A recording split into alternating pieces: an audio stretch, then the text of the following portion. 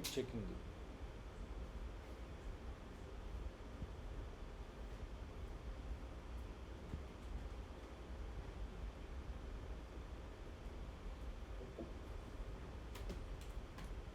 This conference will now be recorded.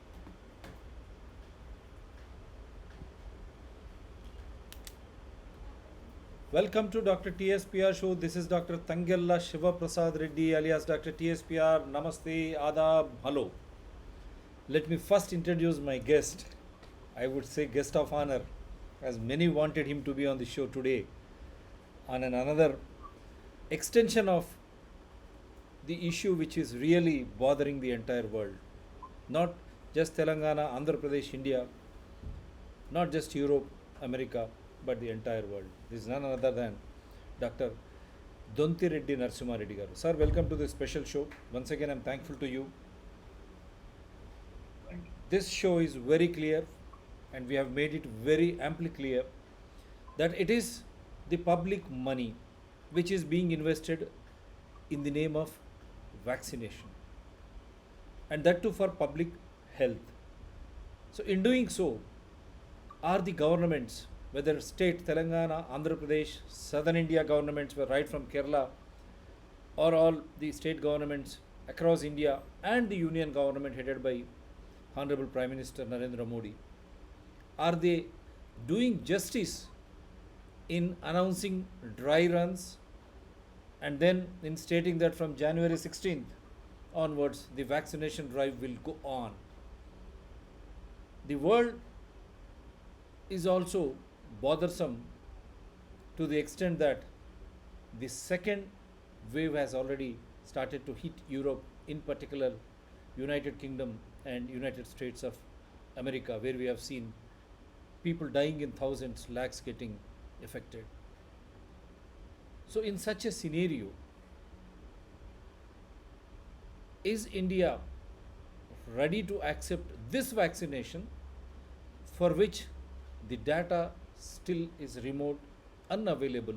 The government and ICMR, Indian Council of Medical Research, and Union Health Ministries, and all the state governments headed by chief ministers as well as their health ministers in tandem, health secretaries, chief secretaries in unison. Why is that they are not making it very clear as to what this vaccination is all about? How fatal this vaccination shall be? Where is the transparency? Who is accountable? Is it not the public money, thousands of crores of rupees, which is being invested? And is it for public purpose? At the one side, we are stating that herd immunity has come into play. Then what is this happening? So, Narasimha Reddy garu, kindly, I'll make you a presenter. You can start with PPT.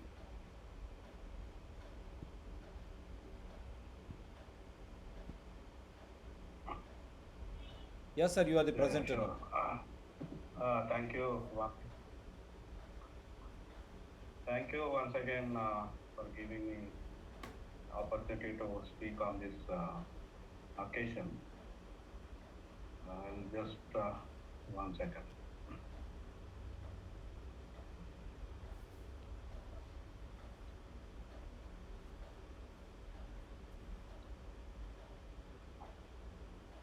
Okay, can you see the? Yes, sir, very clear. It is very, very clear. Thank you, Dr. Shivaprasad Reddy, for giving me another opportunity to speak on this issue. I think today we are discussing another important aspect in the COVID fight.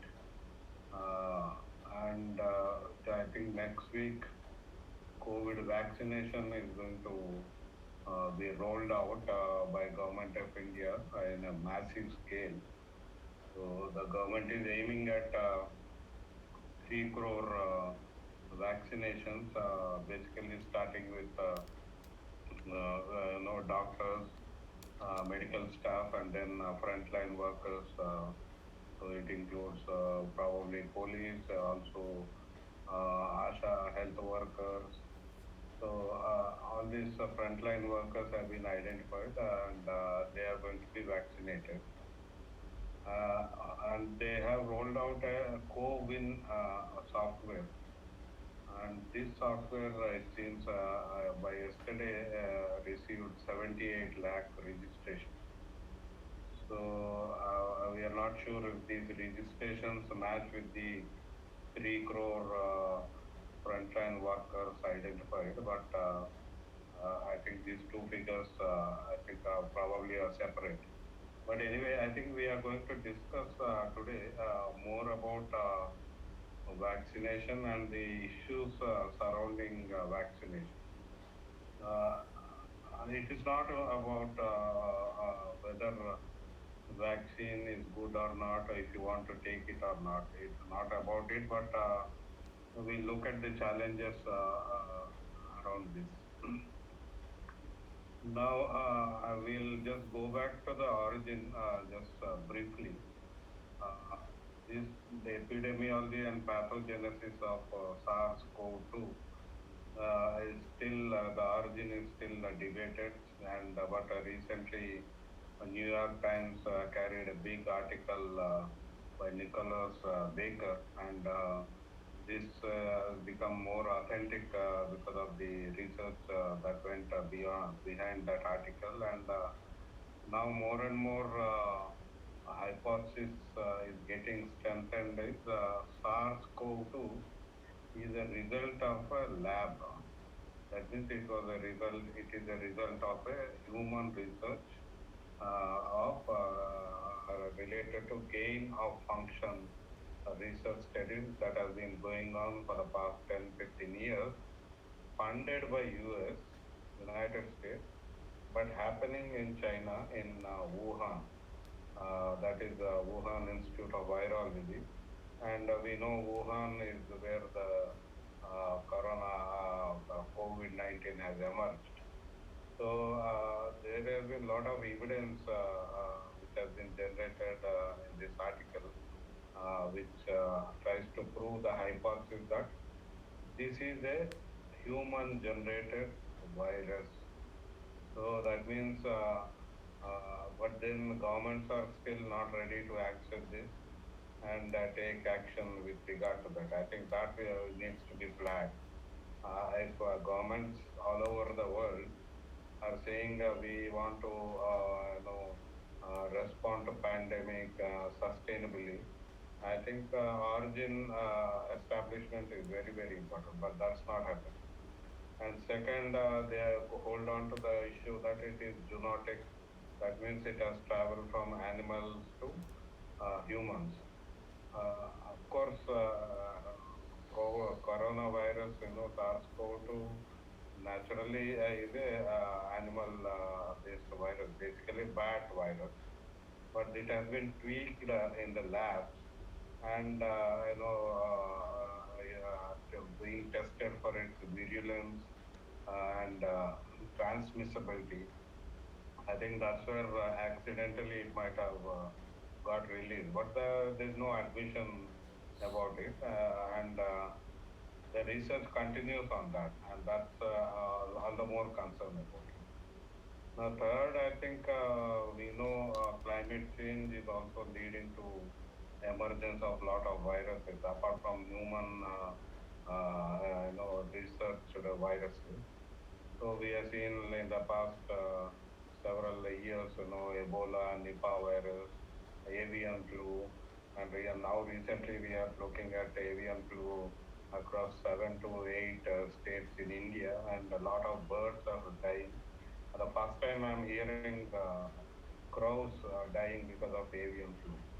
So crows are wild, and I think they are sturdy. They're supposed to be sturdy better than poultry-based birds, which are very vulnerable to diseases.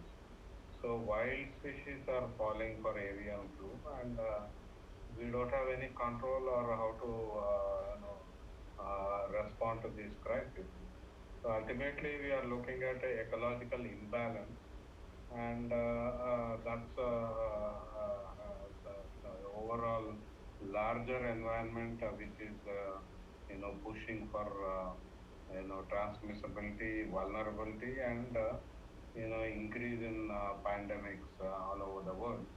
but then we are not debating, we are not even looking at solutions which can reduce the ecological imbalance, which can address climate change, and which can also, create barrier between zoonotic sources and human,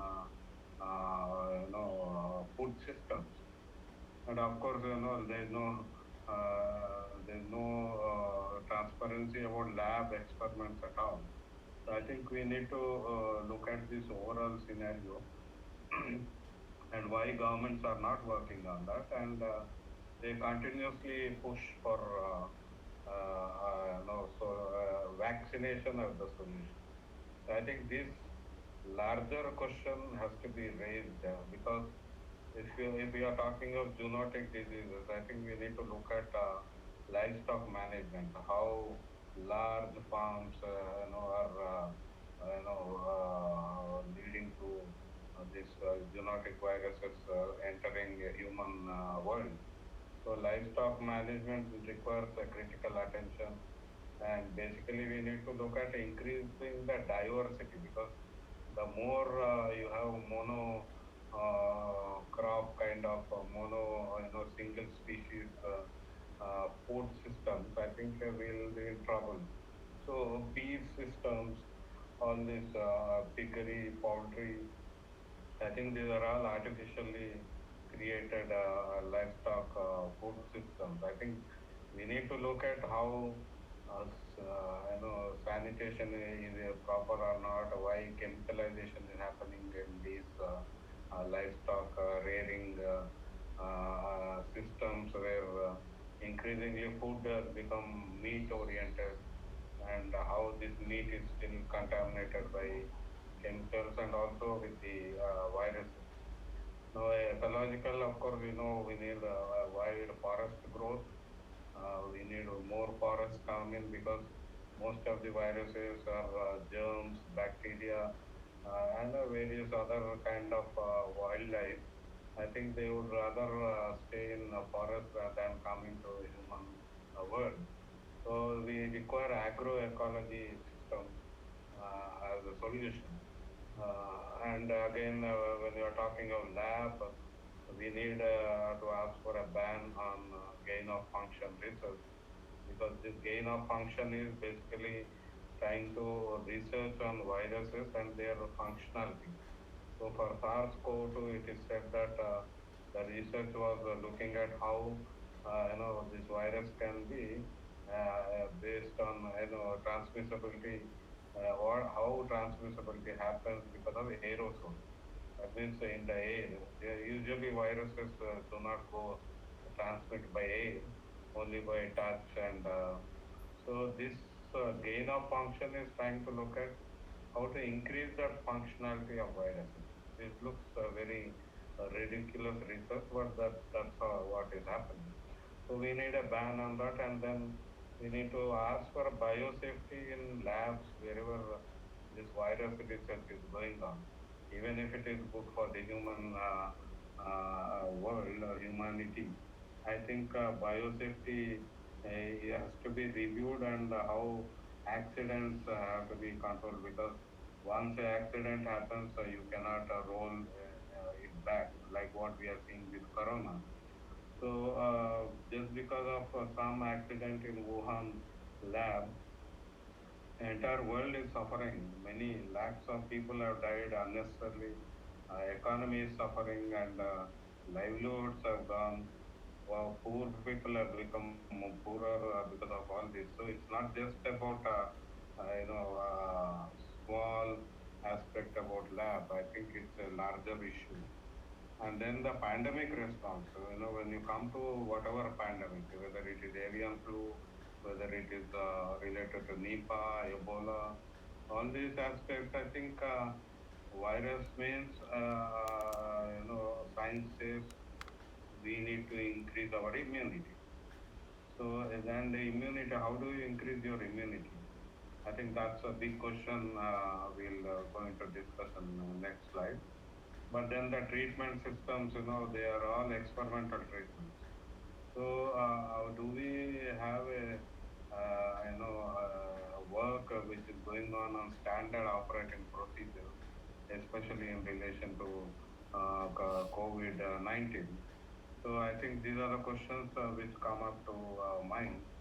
But ultimately, we are seeing that all over the world, all governments, democratic, dictatorial, all kinds of governments are still pushing for vaccination. So I think this is where the power, I think the struggle to maintain the power, to struggle retain power. I think out of that scenario, the solution for all of them is the vaccination. But we'll look into how vaccination is going to cause problems. So one, as I mentioned, immunity comes through two methods. One, natural method, and then the induced method. Induced method is probably through vaccination or through any other drugs taken by or recommended by the medical community. On the other hand, if you look at natural immunity, I think that demands nutritional security. That means nutrition has to increase. We need to have the kind of food system which can improve the natural immune system in the body. So it could be children, it could be women, it could be old people. I think we are talking of food which has vitamin C, all the vitamins which are essential to fight the virus infection. So this is a natural method. That means we need to look at our food systems and how food access can increase, the nutritional access can increase, and how we can become healthy without being prone to viral infections. On the other hand, you are looking at increasingly artificial immunity being pushed for through vaccination. But still, the issue is, all vaccines still become unproven. I mean, we need to prove whether vaccination are leading to immunity increase at all. Because last year when remdesivir and other drugs were discussed, even HCl, hydrochloroquine, and other medicines. The discussion was if you look at artificial method of increasing the immunity, there could be a storm. They said you have antibody storm within the body, and that could be fatal for that person. So we are still looking at un, unassumed or unexpected responses to vaccination and drugs. So artificial methods of immunity are still not proven themselves. So I think that we need to understand clearly. Now, with regard to this corona pandemic, COVID-19, India has decided we'll have a population-wide vaccine strategy. So that means the entire population will be vaccinated, but in phases.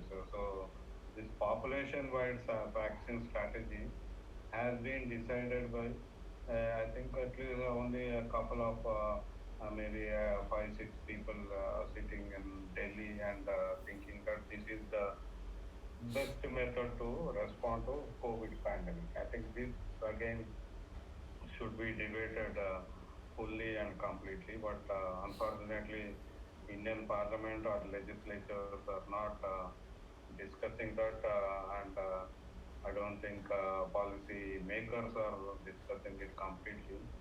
So I think it's for us, common people, to push for discussion on whether population-wide vaccine strategy is the best strategy or is the only strategy that is required when you are responding to COVID-19 pandemic. Now, the very critical concern has come out because now government has approved, I think last week, two vaccines in India, and the approval letter clearly says it is emergency use authorization. So this emergency use authorization is not only in India, I think even across other countries have said this. But what it means is vaccines are still not completely, they are not gone through the trials completely, and the data which was generated through trials have not yet been assessed completely. So they are only authorizing it as an emergency use. But then this goes against the population-wide vaccine strategy because emergency use means only when the COVID-19 patient is in the hospital and he has come for treatment and over a period of treatment and if they feel this person requires vaccine, I think that at that time vaccine should be given. But that's what I understand by this emergency use authorization. But then we are, vaccinating. I think next week the vaccination program will be for everyone, whether they are patients, whether they are asymptomatic patients, and whether they are COVID-19 patients at all. I mean, irrespective of their infections or whatever. I think everyone. So it is preventive vaccination. But then when the wording says emergency use authorization, on the other hand, vaccines are being as a prevention. So this dichotomy is not explained. And third aspect is in India, the approval letter says for one vaccine, it says it is authorized under clinical trial mode. So that means the trial is continuing, and but then this is being given as a medication. But so you have a trial along with the medication. So one of the virologists, leading virologist, she has been working on vaccination for long, and she said, "I don't understand this." She says, either there is a trial or no trial. You cannot have a clinical trial mode and have a vaccine strategy. So, but then there is no, authoritative response to this question raised by the virologist.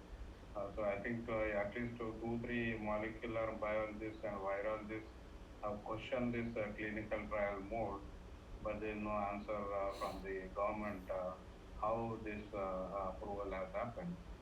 Now, third issue I think which comes to my mind and I am now asking is every government is buying whatever vaccines are available. I mean, under emergency use authorization. So, Europe, they have approved at least six vaccines. So they are buying each vaccine so many million doses. So all kinds of vaccines are used. So here, each vaccine has been developed with a different method. So there are at least three vaccines which are based on mRNA. So mRNA is basically, this vaccine goes into your cell and tries to protect your body. But then there are other vaccines, especially one Indian vaccine, they say it is only inactivated virus. So inactivated virus will attach to your cell and then it will trigger antibodies. But then when you don't have infection and if antibodies are triggered without being infected, how long they'll stay in your body? I think that has not been answered. But then how can X person gets one virus vaccine and second person gets another vaccine. So how do you justify this distorted vaccination? Because without knowing the condition of the person or his body knowledge about the body and the responses that particular person has, how can you give a different vaccine? So probably, X person might have a better, natural immune system, and there you are giving mRNA-based vaccine. and on the other hand, you are giving some other person another vaccine. So without any assessment of the person and the person's body functions and the condition, vaccines are being given as if it is peppermint or it's a sweet everyone can universally eat. I think this is against the science which they are promoting. They are saying this is science, but then the fundamental question is how can you do that? Because vaccine itself, vaccine development is based on cells and the responsive systems of each body. So this, appears very illogical, and the biggest concern is it is this illogical thing is happening worldwide, not only in India. Now, fourth aspect is the adverse effects following immunization. So once you have vaccination, which they say is immunization, which is not the case because as we discussed, we don't know whether it leads to immunization or whether it leads to some other problem. So the adverse effects following immunization, I think this is still not mapped out. So people are not aware of what can be the adverse effects. So one or two cases where volunteers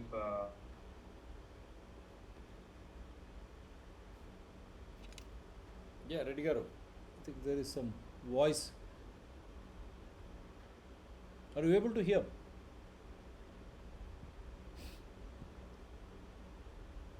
Redi- not related with this. there was some distortion. We I are think we not, could not hear in between those sorry. two lines.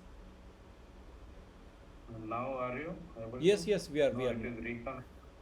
Yeah.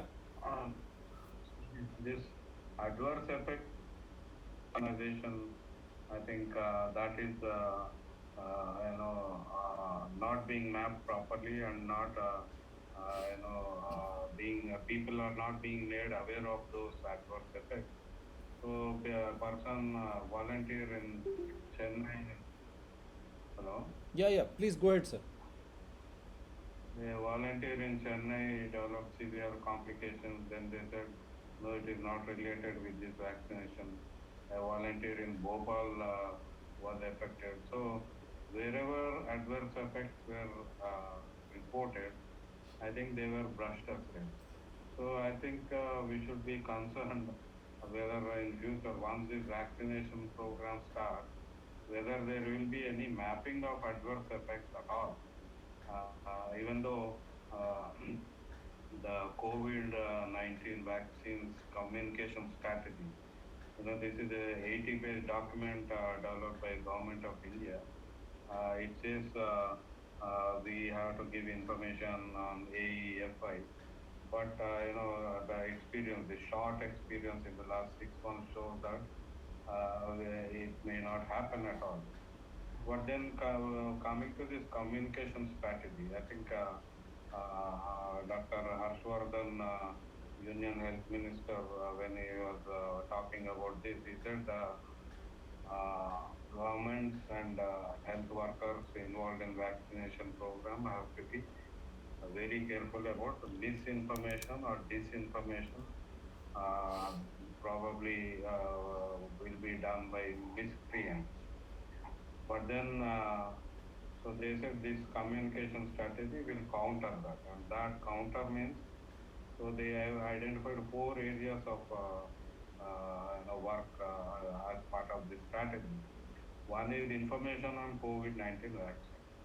So even though they flag this as a very important part of the communication strategy, even today we don't have any information on both the vaccines which have been developed, and the trials data is still not in the public domain. So I don't know what kind of information they are going to release on this. And second, vaccine hesitancy, because of this uncertainty surrounding vaccine, and then the lack of scientifically validated information. There is a vaccine hesitancy by patients or people to take vaccines.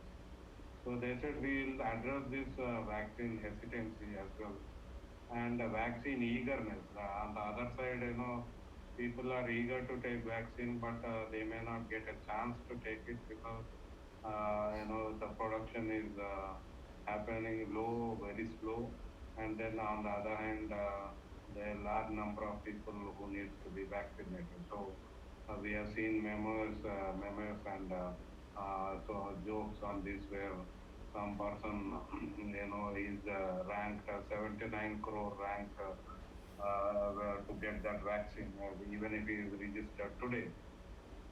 So they said we'll address this vaccine eagerness and then the possible disappointment arising out of not getting that vaccine. And fourth, of course, is COVID appropriate behavior. So while vaccination, masking, and then physical distancing, I think that will be continuously re-emphasized.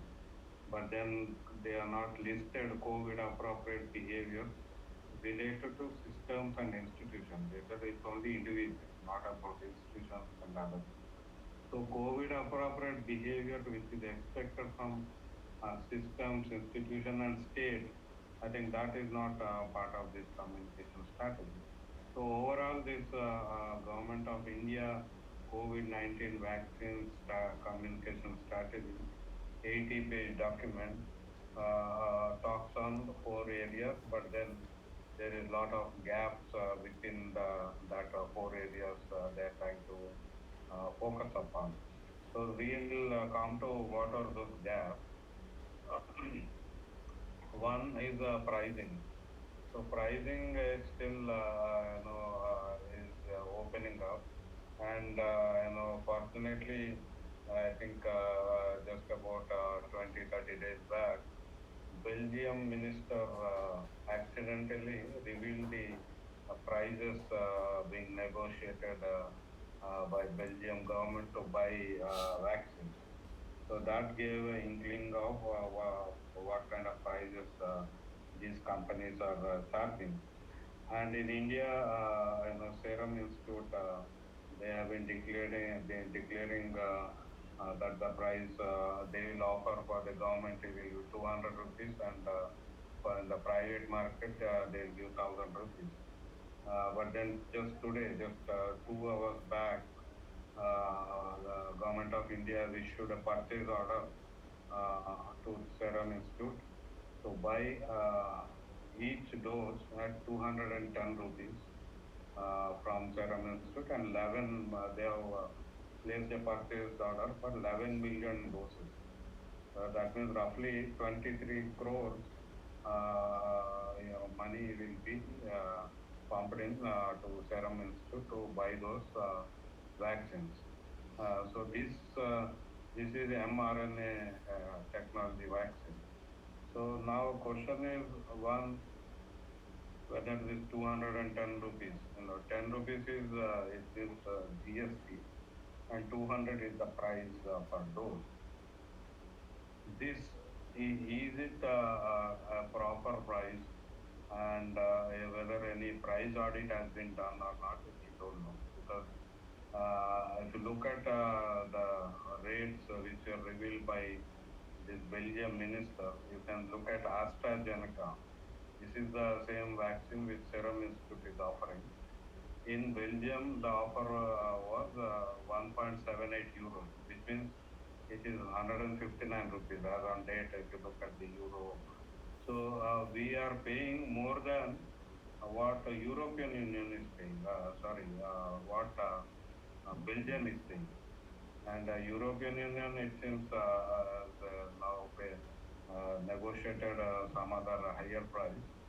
But still, why are we paying more than Belgium, even though this is a developing country and a lot of the production is happening in India?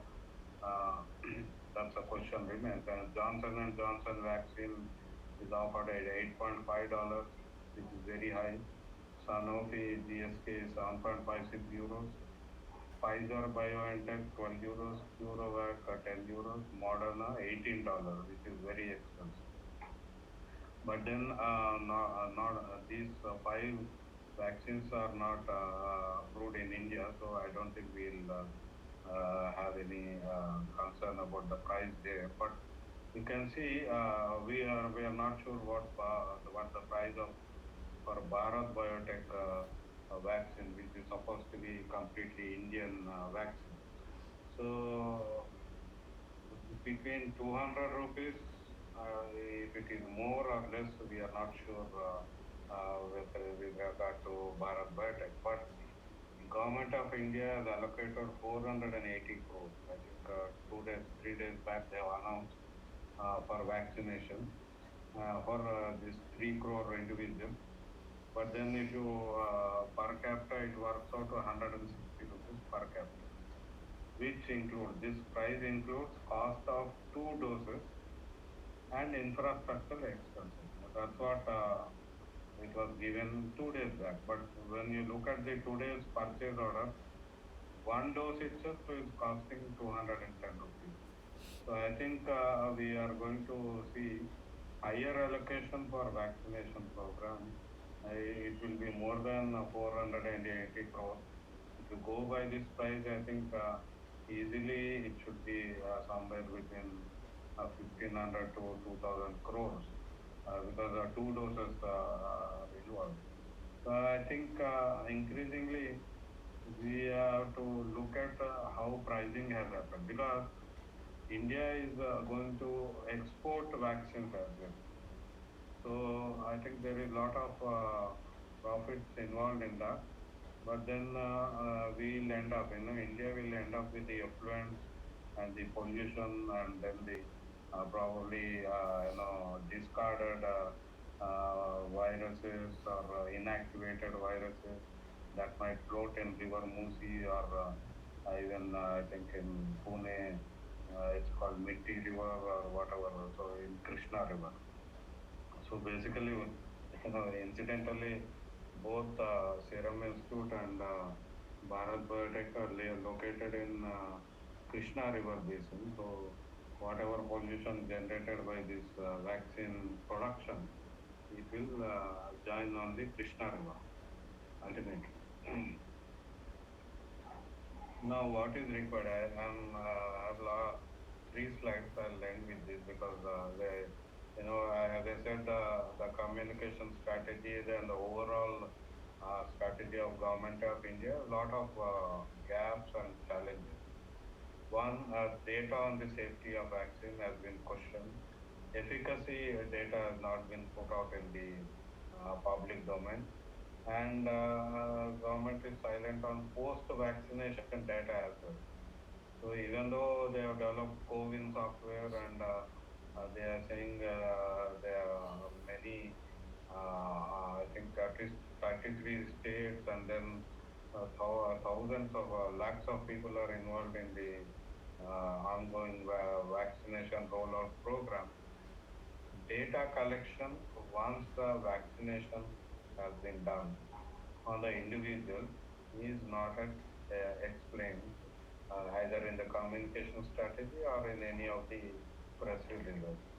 So we are not sure one of the vaccine data itself before approval, the trial data, the efficacy data, this should have been put out in the public domain so that the confidence of the people will increase.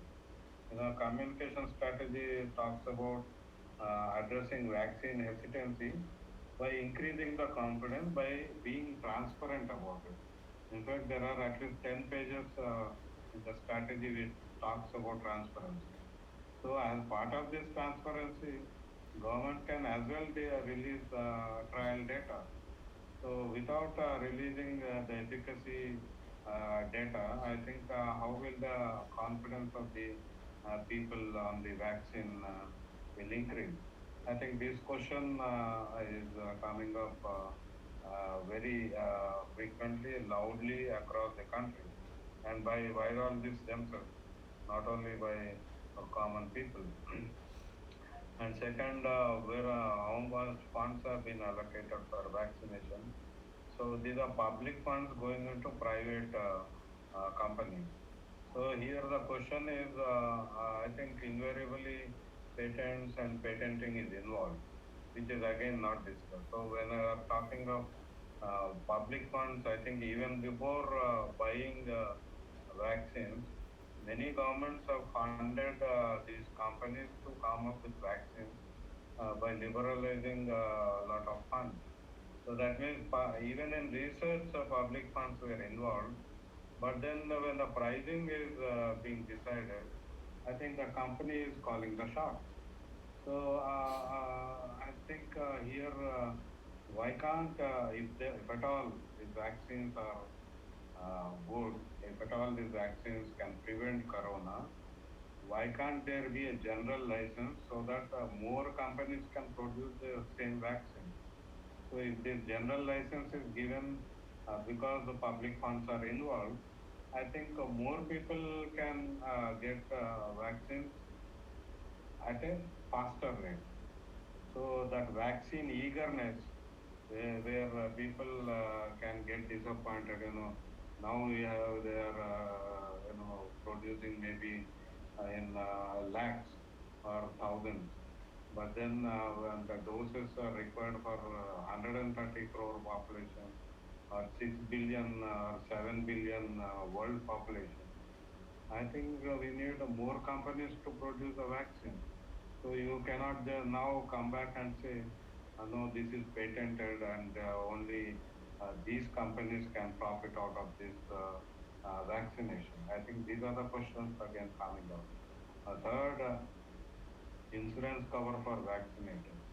So vaccinated, once they are vaccinated, post vaccination, as I said, there could be adverse events because of that. So people can fall sick because of vaccination, and they might require treatment, and they may have to go to hospital.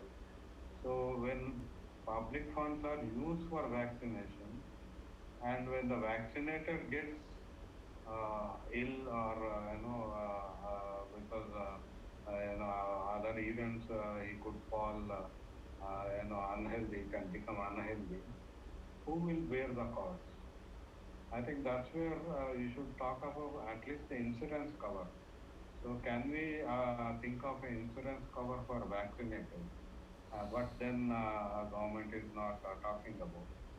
And other issue is the legal rights and protections for vaccinated. As I said, they have a problem because they are vaccinated by government, which decides the scientific validity of the vaccine and not the individual. So I think there, what are the legal rights involved? I think that again has to be brought about.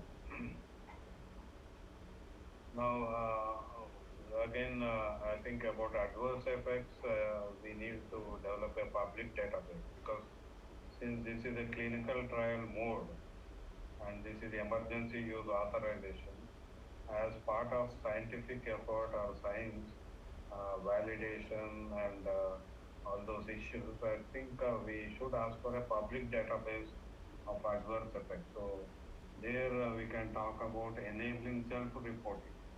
So just like CoWIN software where people are asked to register their themselves, I think the vaccinated should be given a software where they can start reporting on the issues they are facing, if they are facing or they are not facing, good, bad, ugly, all those adverse effects.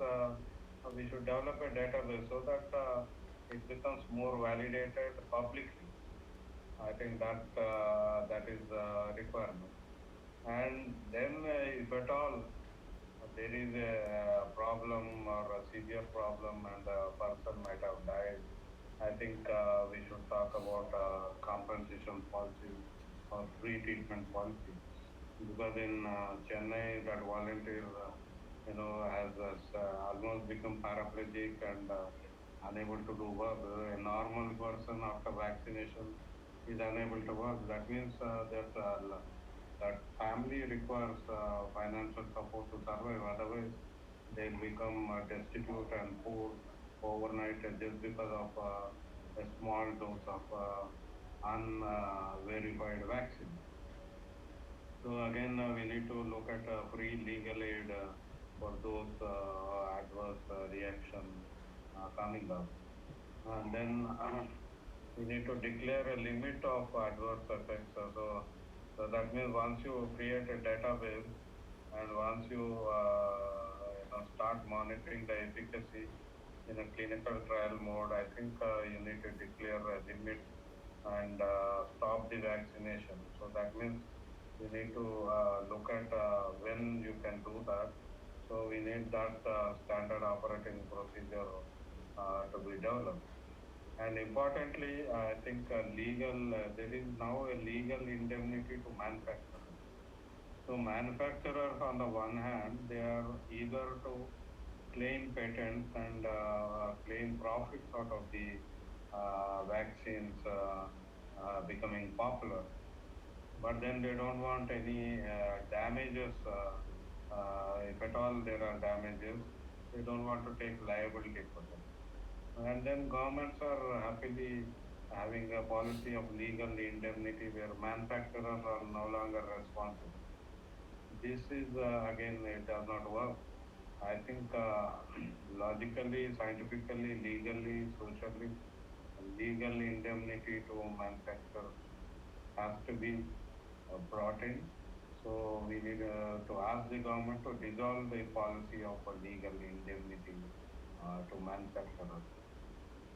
And in terms of transparency, which the COVID-19 communication strategy of Government of India talks about, as part of that, government should form a committee of civil society members to monitor the process. So because it's not only no longer it's only an expert issue, it is also about people.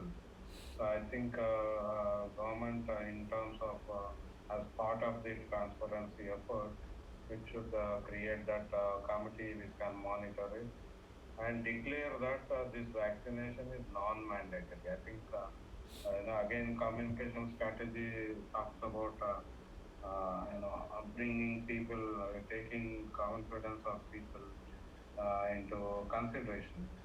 So repeatedly, as part of their awareness programs, I think it should be mentioned that this is non-mandatory. That means people can decide whether they want to have vaccination or not, even if it is frontline workers as well. So if you look at many countries where trials have happened, and even in US where 100% vaccination was accepted earlier, I think doctors, medical doctors, nurses are hesitant to take the vaccine.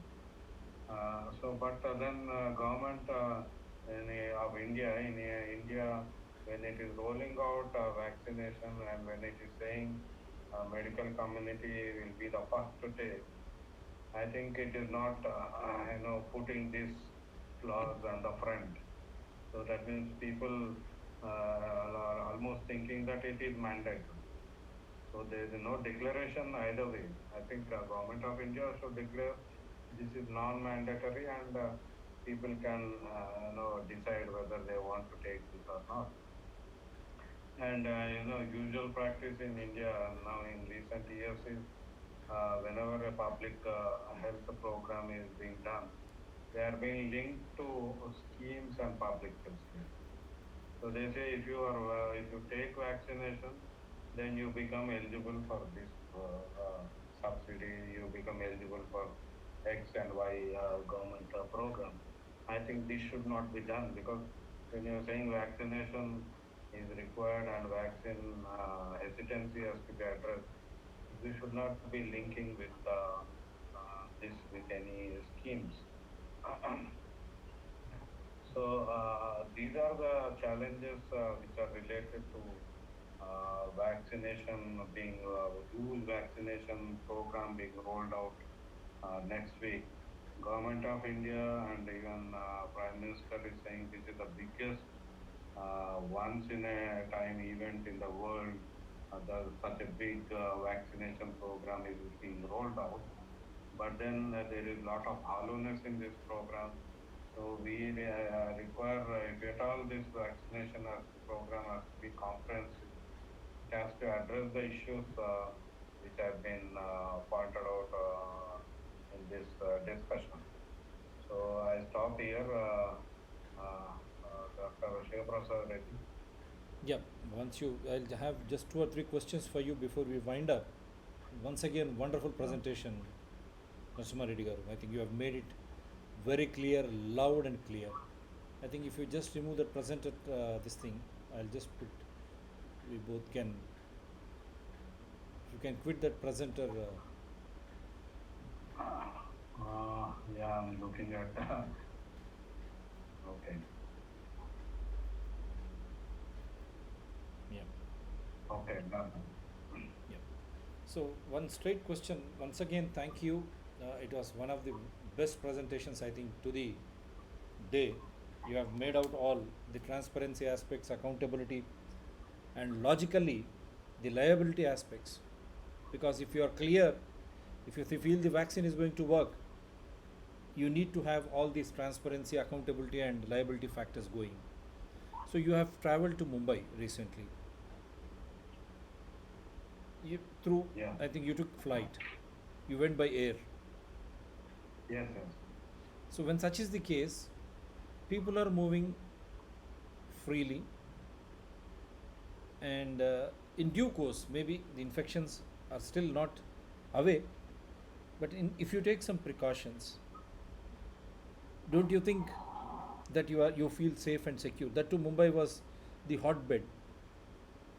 You flew from Hyderabad to Mumbai and Mumbai to Hyderabad back.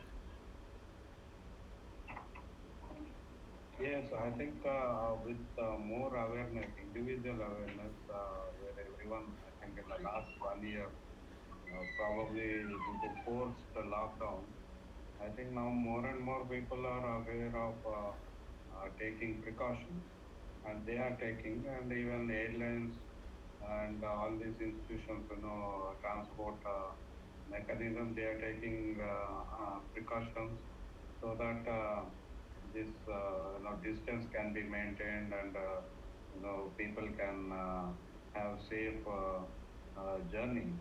So with precautions, with knowledge based precautions, we have kept COVID-19 at bay. If you remember our discussions in February 2020, we thought, the speed and then the virulence of COVID-19, it was expected that India will be, the entire India will be in a very serious, vulnerable situation. But then 1 year down after, we can see that people have responded well, and of course, there have been time lag and responses, but still, I think people know now how to take precautions. So that's where I have been mentioning non-vaccine, measures are required, and vaccine probably can be a last resort. So before, I thought I'll just put you to you, as a doctor, we always say prevention is better than cure. Now, maybe it may take another 3 months or 4 months or 5 months for people to understand and get into the mold. In doing so, they are attaining natural immunity. Vaccination, or you have clearly shown immunity either by naturally you will get attain it through foodstuffs and through when you get exposed, and or through forcefully injecting. So now, when you could travel safely Hyderabad to Mumbai and Mumbai to Hyderabad back, likewise many people are coming back to their normal this thing. And even elections, even Prime Minister Modi has addressed election rallies in Bihar and everywhere, even in Kerala, Telangana, many states. Madhya Pradesh by elections were held, three-tier local body elections were held, and there was not outrageous report of COVID-19 scare in spite of the second wave which is happening in Europe and USA. When such is the case, do you think this vaccination is that important? Exactly, I think that's a question being raised. Viral infection, COVID-19 infections are very low. and they are fizzling out in many areas. So why this sudden interest in vaccination, and that too at such a large level? So there is no emergency now. If you look at the the data of government of India, you can see many states infections are completely low or almost zero, and everyday cases are also not very high. So maybe 1 or 2 days it was very high. Given that UK strain and other things, but still uh, infections are very low, and very low kind of spread transmissibility we can see. So this vaccination as an emergency is not warranted, because we have experimented with other data, and then we have worked on different schemes. So I wonder why now, after going through the emergency, after going through severe concern, now we are pushing for vaccination as if now we don't have any other choice. So I think that's a question not being asked not only by me, but I think by virologists themselves. So Dr. Gagandeep Khan is a very internationally acclaimed virologist. He is asking why this emergency provision being used now, because infections were very low. We don't have that emergency situation as before. Then India is rich in its constitutional abilities because we are unique in the spirit of constitution wherein we have submitted the constitution to ourselves, and the government, right from prime minister, chief minister, or for that matter cabinet secretary to chief secretaries, director general of police, or whoever it is, they are all run by the public fund, the taxes paid by the public. In such a scenario, when all state governments now they are planning to bring back some normalcy, even Kerala, right from January 1st, they have opened up educational institutions and everyone they are going around.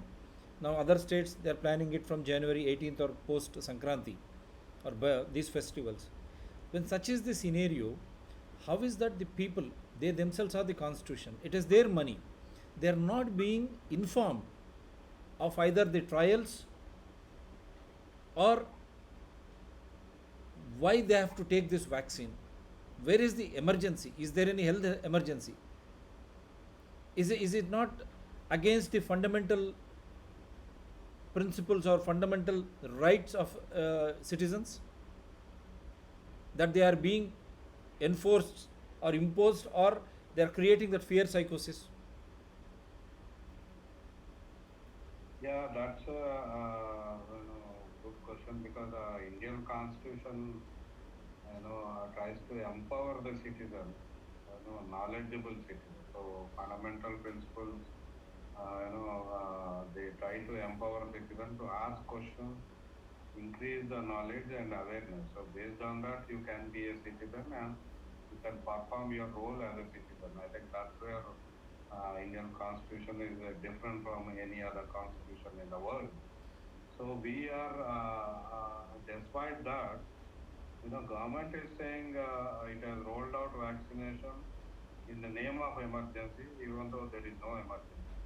And secondly, it is not debating or discussing its strategy publicly, or with the huge policy makers body. India has a vibrant democratic institutional setup.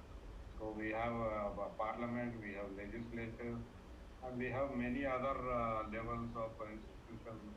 And these are the institutions which should have discussed this strategy, vaccination, and then they could have brought out a best strategy after those discussions. But then there's no publicly available data.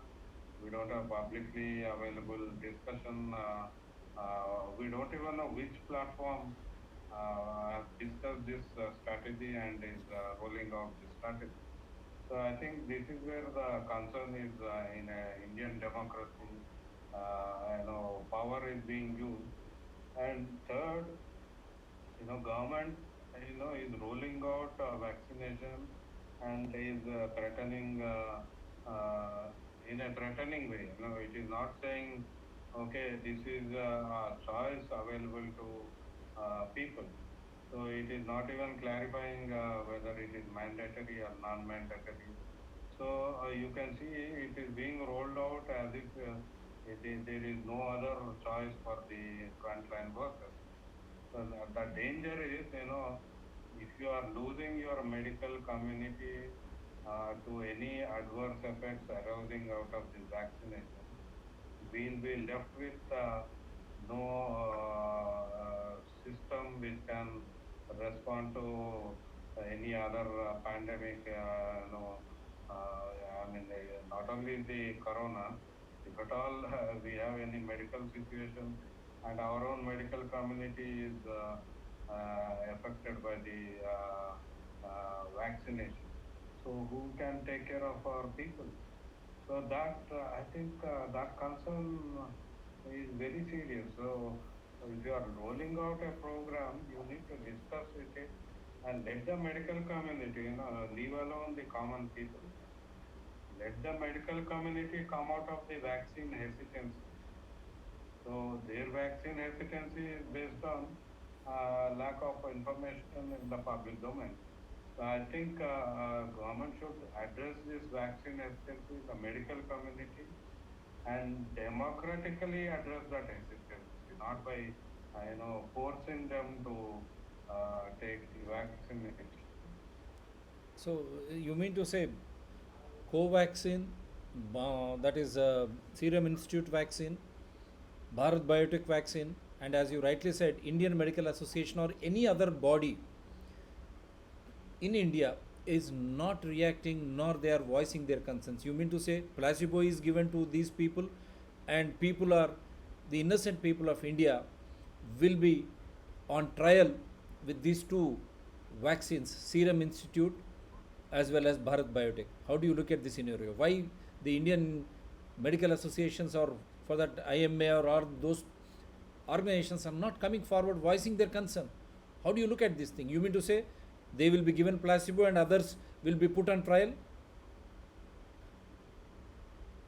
We don't know what's happening because nothing is in the public domain.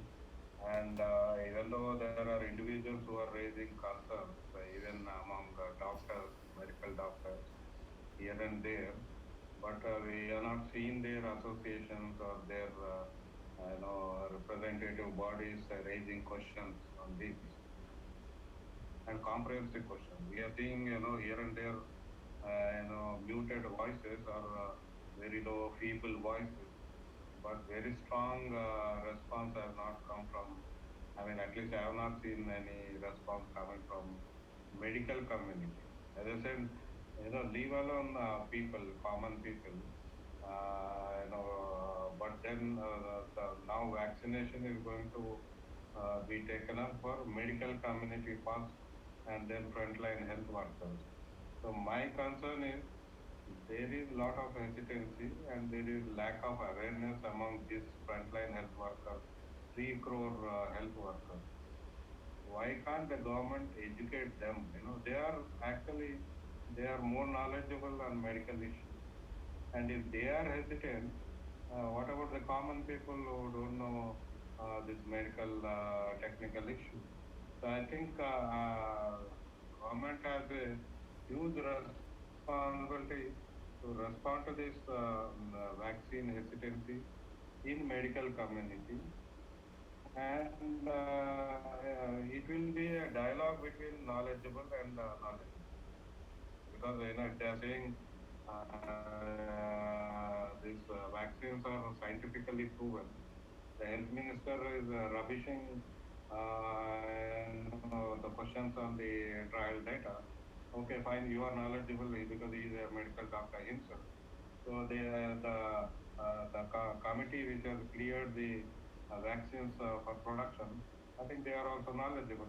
Why can't this knowledgeable set of people educate the knowledgeable medical community fast to overcome this vaccine hesitancy among this community. Why they are not doing it? Why even before addressing that concern, why vaccination programming is rolled out as if that is a fait accompli, as if there is no other choice, as if there is an emergency. I think this is, what is happening and what we can't understand.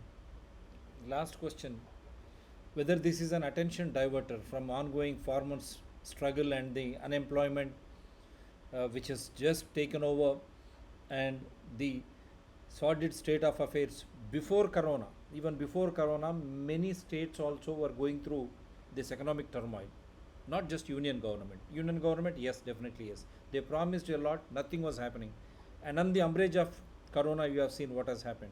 You mean to say this is an attention diverter, and to the medical community, medical, Indian medical associations, even the government doctors associations, with due respects to all, and all the other sundry associations, why are they not coming forward? Is it because of the pharmacy and insurance mafia taking care of them? These two aspects, how do you look at these two scenarios, government as well as the medical organizations? Maybe, if your question is about it is a diversion from the political imbroglio in which the government has landed itself with related to farm laws.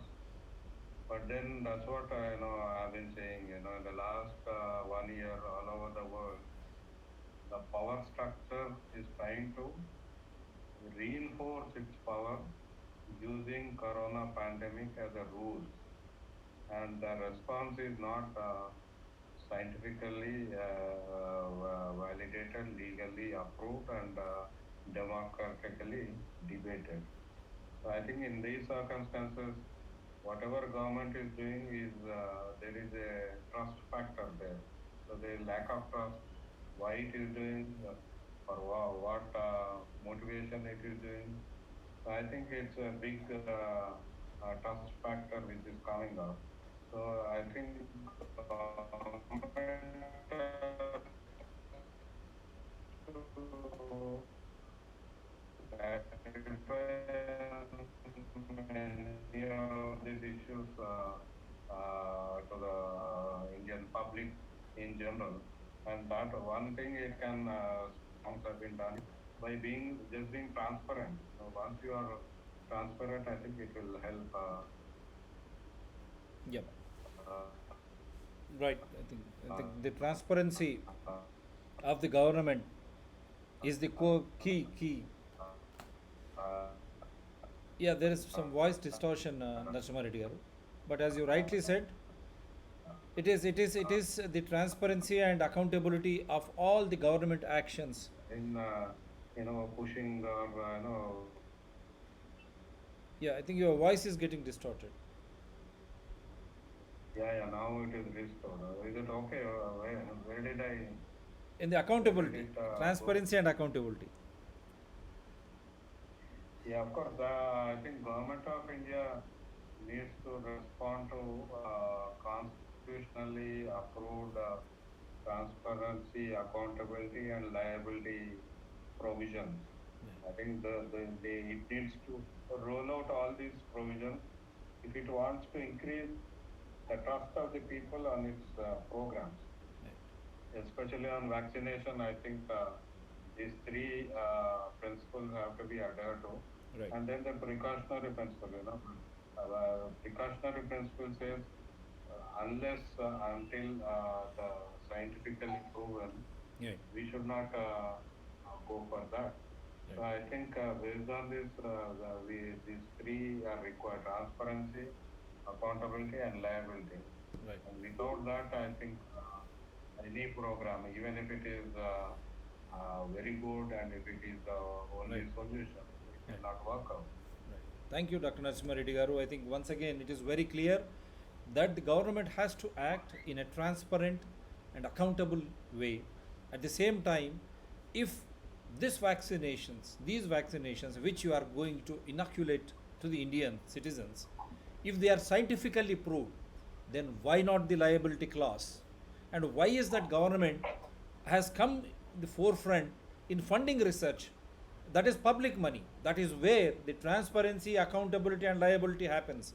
The governments, state governments as well as union government, you have to answer, you are liable to answer, and it should be in a transparent and accountable way, because if these vaccinations are scientifically proved and approved at clinical trials, if they are not going to be more dangerous than the existing COVID 19 itself, why this care? Why this obscurity? Why this ambiguity? How long? Are you going to put the health of people at stake? And that too by public funds, public taxpayers, people's taxpayers' money, public taxpayers' money, and in the name of their health, are you going to put the Indian citizens for clinical trials of these two organizations' vaccinations? If not, come out clean. There should be a lot of data in the public domain. Let people understand. People adore you. People come back to the governments stating that yes, I want to be vaccinated, because there is a choice between natural immunity and the induced vaccination. When India is rolling back to normalcy, as is being claimed by state government and union government itself, do we need vaccination at this hour? When such is the case, in whose benefit? When that is the question which being asked by every Indian citizen, that is the reason why we are demanding transparency, accountability, and fix the responsibility. That means liability. And Indian Medical Association and all those government doctors association, allied organizations of Indian medical community, you have to come out clean, because it is the question of public health. Otherwise, people will not excuse us. We are professionals. Let us talk very clearly, and let us educate people. At the same time, let educate government, and let us understand what pharmacies and insurance companies are doing. We are answerable.